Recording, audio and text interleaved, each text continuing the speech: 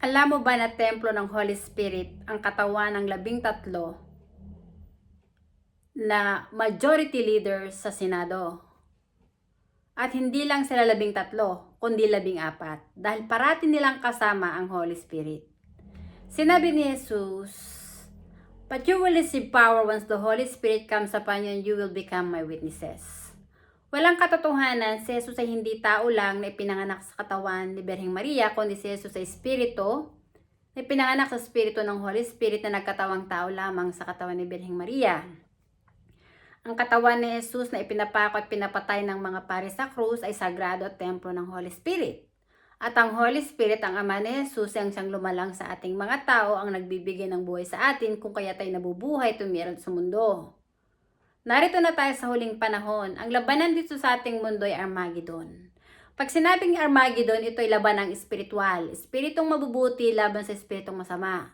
Kayong mga bangag na mga nasa minority leaders na bumoto ng yes for impeachment para kay Sara Duterte, kaawa-awa kayong mga demonyo na kumakalaban sa Holy Spirit na siyang Diyos na parating kasama ni Sara Duterte.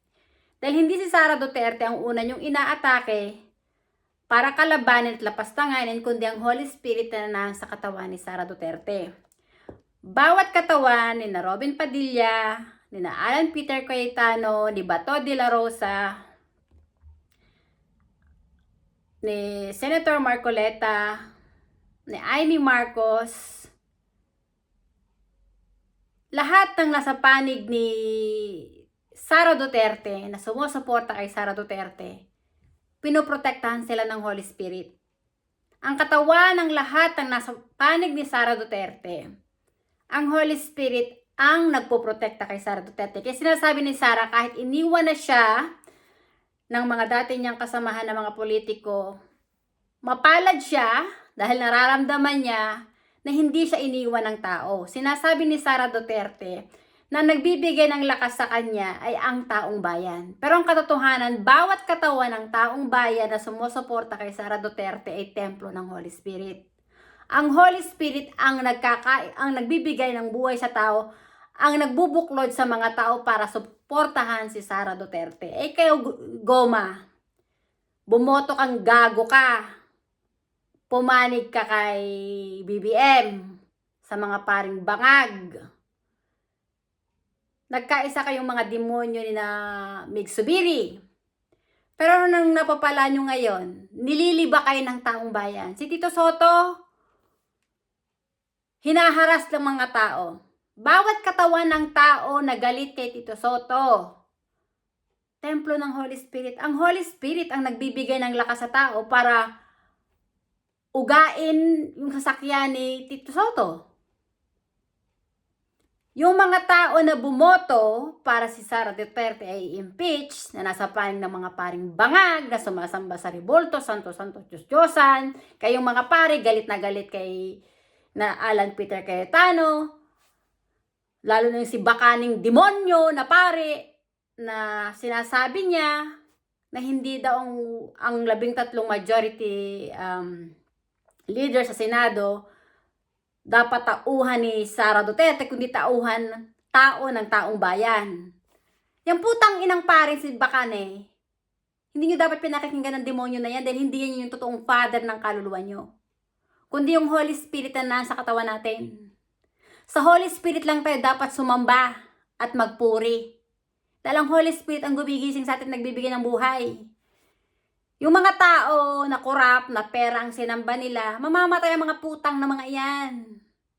Yung pera nila, hindi yun ang magliligtas sa kaluluwa nila, kundi ang sambahin mo lang ang Holy Spirit. Pero ang sinamba ng mga demonyo, ng mga korap, ng mga paring bangag, ng sarili nila at ang pera at mga rebulto.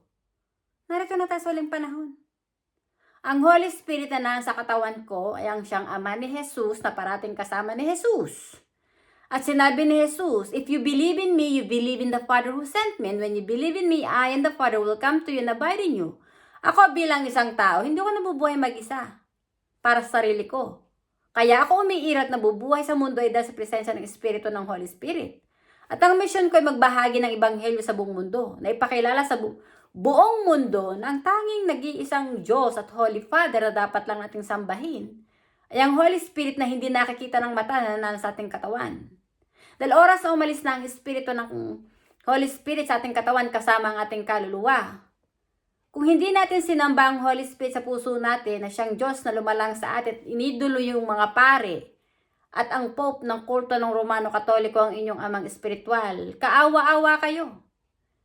Dahil kasuklam-suklam sa Holy Spirit na sambahin mo at iduluhin mo ang mga pare na siyang iyong Father na amang espiritual at iduluhin mo ang Pope, ang Holy Father ng iyong kaluluwa. Dahil ang Holy Spirit na nasa iyong katawan ang lumalang sa iyo na parating gumigising sa iyo araw-araw. Hindi ang Pope ng kulto ng Romano Katoliko. Anis lang Pope ng kulto ng Romano Katoliko ay isang beast, demonyo, at pinakapinuno ng Antikristo. Tama si Tatay Digong ang sinabi niya, my God is not your God. My God is a perfect God and full of common sense. And your God is stupid and don't have common sense. Kasi Tatay Digong, hindi naman siya nabubuhay mag-isa eh. Ang katawan ni Tatay Digong ay templo rin ng Holy Spirit. At ang Holy Spirit na parating kasama ni Tatay Digong ang unang kinagagalitan ng mga demonyo. Kaya kung inaapi mo ang isang tao, ingat ka. Dahil hindi mo alam ang Holy Spirit, ang Diyos na lumalang sa kapwa mo, ang may pag-aari din ng buhay mo ang papatay sa'yo. Honestly kayo, Migs Subiri, Richard Gomez, Lucy Torres, yung lahat ng bumoto against kay Sara, para i-impeach si Sara, aba putang ina ninyo. Ang may pag-aari ng buhay niyo hindi ang sarili niyo, kundi ang Holy Spirit. Kagagalitan kayo ng taong bayan, kasusuklaman kayo ng taong bayan. Sinasabi ng taong bayan, hindi na kayo makakatikim pa ng boto nila. Dahil lumabas ang totoong kulay niyo. Pero honestly, hindi na kayo aabot ng 2028, ngayon pa lang. 2026 yung si Bongbong Marcos, matatanggal yan sa posisyon. Aalisin niya ng Holy Spirit. Pagbubuklo din ng Holy Spirit ang mga tao na dumugin si Bongbong Marcos sa Malacanang. Bubugbugin si Bongbong, mamamatay. Ang mamatay ang isang kaluluwa na Judas, hindi kawalan yan sa Holy Spirit. Dahil Judas siya eh. Nasa panig ang demonyo, ang hayop na yang si Bongbong Marcos. May obligasyon ka, Bongbong, sa Diyos sa sinumpaan. Pero anong ginawa mong putang ina mo? Minahal mo ang sarili mo. Minahal mo ang pera. Nilapastangan mo ang Holy Spirit. Nilapastangan mo ang iyong kapwa. Pinagdakawan mong Judas ka. Dapat ka lang mamatay. Dumugin at patayin ng taong bayan. Dahil hindi ka mabuting pangulo. Isa kang Judas, salot at traidor na kumakalaban at lumalapastangan sa Holy Spirit na siyang Diyos na lumalang sa'yo. We are in the last days. Sinabi ni Jesus, be awake, get ready and be prepared for the coming of the Lord is at hand. Tayong mga tao, hindi tayo nabubuhay para sa sarili natin. Ang Holy Spirit ang may pag-aari ng buhay natin. At dapat lang nasambahin mo at paglingkuran mo yung Holy Spirit. Hindi ang Pope ng kulto ng Romano Katoliko. Hindi ang mga ribulto santo-santuhan ng Romano Katoliko. At lalong hindi ka Bongbong Marcos na bangag. Sinabi niya na kapatid mo, di ba? Adik ka. Itinatanggi mo pa. Hindi mo pwedeng itanggi ang katotohanan sa Holy Spirit. Dahil ang Holy Spirit ang may pag-aari ng buhay mo, Bongbong Marcos. Mamamatay ka, Bongbong Marcos. Susunod ka sa iyong advisor na si Juan Ponce Enrile. Na Judas at traidor. Tandaan mong tanga ka, Bongbong. Wala ka sa posisyon bilang Pangulo kung hindi ka tinulungan ni Sara Duterte. Pero anong ginawa mo? Tinaraidor mo si Sara Duterte. Nilapastangan mo ang Holy Spirit na nanande sa katawan ni Sara Duterte. Which is mali yun sa Holy Spirit. Dahil nagpauto ka kay Juan Ponce Enrile na Judas at traidor na naghudas sa iyong ama't ina. Ang mga pari din ang naghudas sa iyong ama na naging kaisa ni Juan Ponce Enrile at Fidel Valdez Ramos. Ang mga pare hindi mga banal. Mga salot sila at antikristo. Narito na tayo sa huling panahon. Bongbong Marcos, kaawa-awa ang magiging kamatayan mo. Dudumugin ka ng taong bayan, pagbubuklo din ng Holy Spirit ang mga tao. Pinuno mo ng galit ang puso ng tao.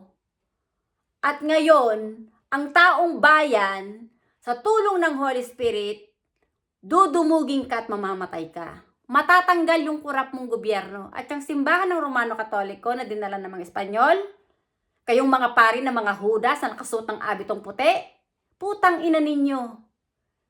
Huhulihin kayong lahat. Bibigkisin at susunugin. Dahil ang puso nyo ay nasa panig ng demonyong Judas at traidor na si Satanas na nagmamataas at nagmamayabang sa Holy Spirit. Katapusan nyo ng mga pare. Katapusan na ng relihiyong Romano Katoliko na dinala ng mga Espanyol. Magigibayan. Ang sino mang manatiling Judas at traidor sa Holy Spirit mamamatay. At sa impyerno mahuhulog ang kanilang kaluluwa. Kaya kayo, Mig Subiri, Vilma Santos, Ralph Recto, Sharon Cuneta, Kiko Pangilinan, Bam Aquino, Lenny Robredo, Leila de Lima, Antonio Trillanes, Risa Hontiveros, putang ina ninyo, lahat kayo'y salot sa mata ng Holy Spirit. Mga demonyo kayong lahat sa Holy Spirit. Dahil ang sinamba nyo ay ang pera, sarili nyo, ribulto at yung mga paring Judas, ang inidolo nyo, na siyang inyong amang espiritual ng inyong kaluluwa. Mamamatay kayong lahat at ang inyong kaluluwa ay mahuhulog sa impyerno. Magigiba ang simbahan ng Romano Katoliko at gigibain din ng Holy Spirit ang gobyernong korap ni BBM na demonyo. We are in the last days. This is the time of harvest.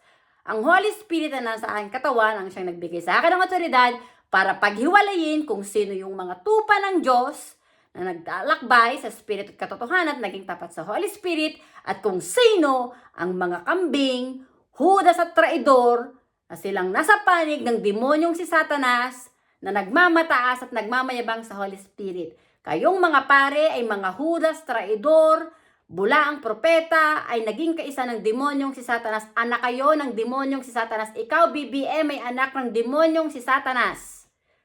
Dahil pera ang sinamba mo.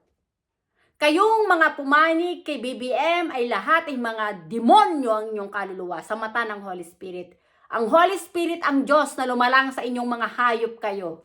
Pero kinakalaban nyo ang Holy Spirit as ang Diyos na lumalang sa inyo dahil mas inidolo nyo si BBM na bangag na pinahiram din lang ng buhay ng Holy Spirit. Inidolo nyo ang mga paring demonyo na pinahiram din lang ng buhay ng Holy Spirit. Pare-parehas kayong mga tanga. Walang common sense. Walang bulag na makakapag-akay ng kapwa bulag. Pare-parehas kayong mahuhulog sa bangin dahil mga salot kayong lahat. Judas at traidor sa Holy Spirit na siyang Diyos na makapangyarihan na lumalang ng langit at lupa. Katapusan nyo ng mga Judas at traidor. Dahil kayo ay mga demonyo sa mata ng Holy Spirit. Ang Holy Spirit ay umiiral dito sa mundo, ay ang Diyos na lumalang ng langit at lupa ay naririto at dapat lang siyang kilalanin na amang espiritual at Holy Father, hindi ang Pope ng kulto ng Romano Katoliko na isang bula ang propeta, impostor at demonyo na nagmamataas at nagmamayabang sa Holy Spirit. Tao lang ang Pope, hindi siya Diyos.